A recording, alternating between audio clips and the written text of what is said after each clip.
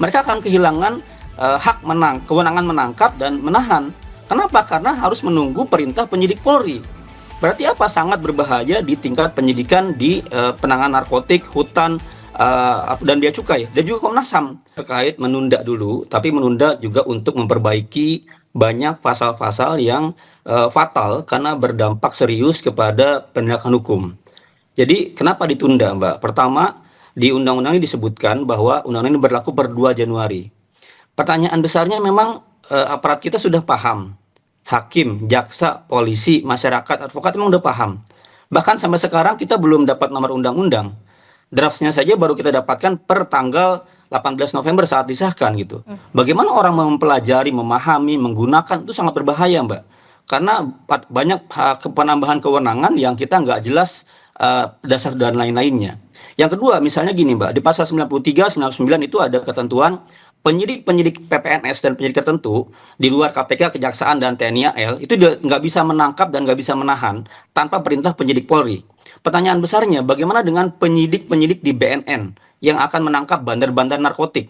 Bagaimana dengan penyidik-penyidik di Bea Cukai, ya anak buahnya Pak Purbaya, Menteri Keuangan? Bagaimana anak buahnya misalnya Menteri KLHK, polisi-polisi hutan yang akan menangkap para penjara dan perambah hutan yang masif dari banyak perusahaan? Mereka akan kehilangan kewenangan menangkap dan menahan. Kenapa? Karena harus menunggu perintah penyidik Polri. Berarti apa? Sangat berbahaya di tingkat penyidikan di penanganan narkotik, hutan, dan bea cukai, dan juga Komnas HAM. Terus juga apa lagi?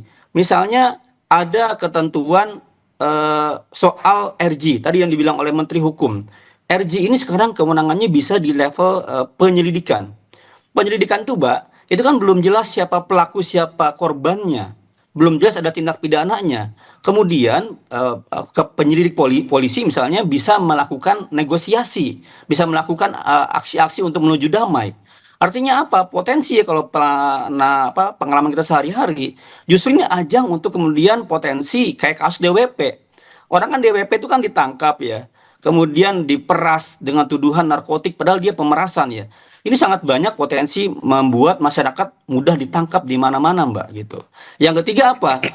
Ketika misalnya ini berlaku 2 Januari, ada kebutuhan di undang-undang ini disebutkan kebutuhan 25 peraturan pemerintah. 1 peraturan presiden, 1 peraturan Mahkamah Agung. Ini kapan dibuatnya? Padahal pasal undang-undang membutuhkan penafsiran lebih detail di peraturan pemerintah.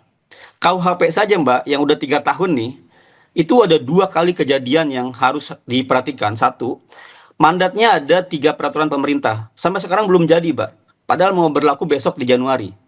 Yang kedua, ketika kita bilang dulu KUHP banyak bolong-bolong, dan sekarang diakui pemerintah dan DPR sedang menyusun namanya RUU penyelarasan pidana. Artinya apa? Mereka mengakui KUHP yang 3 tahun transisi itu banyak bolong-bolongnya dan sedang diperbaiki. Nah sekarang KUHP adalah alat untuk menangkap kita semua. Alat untuk melanggar HAM kita semua. Untuk menahan berbulan-bulan gitu ya. Maka kejadian Vina di Cirebon, kejadian pengamen di Cipulir, kejadian banyak salah tangkap, ini potensi kejadian. Kenapa? Karena ada ancaman ya, ketidakpahaman, kira-kira abuse of power di lapangan terjadi mungkin gitu. Jadi kita mendesak Pak Prabowo daripada nanti Januari kacau, BNN nggak bisa langsung menangkap ya, bea cukai gitu, atau juga banyak salah tangkap dan lain-lain, kita mending tunda dulu gitu. Itu yang kami nasihati lah Presiden supaya dia mendengarkan masyarakat. Oke, karena secara detailnya ini masih belum dinilai rampung begitu ya Mas Isnur. Berarti kalau misalkan kita tanya mengenai mekanisme, berarti mekanisme yang harus seperti apa dilalui agar Presiden bisa menerbitkan begitu untuk Perpu ini terkait dengan KUHP? Iya, ini kan kewenangan Presiden. Presiden karena melihat situasinya darurat, belum siap dilaksanakan, potensi chaos, aparat juga belum pada paham, pengadilan juga belum pada paham. Ada banyak pasal-pasal yang juga masih kacau, masih kontradiktif sama lain. Tinggal bikin perpu. Bikin perpunya adalah penundaan. Untuk apa? Untuk perbaikan ya, kemudian untuk penyiapan, pendidikan, pelatihan dan pemahaman aparat di semua wilayah.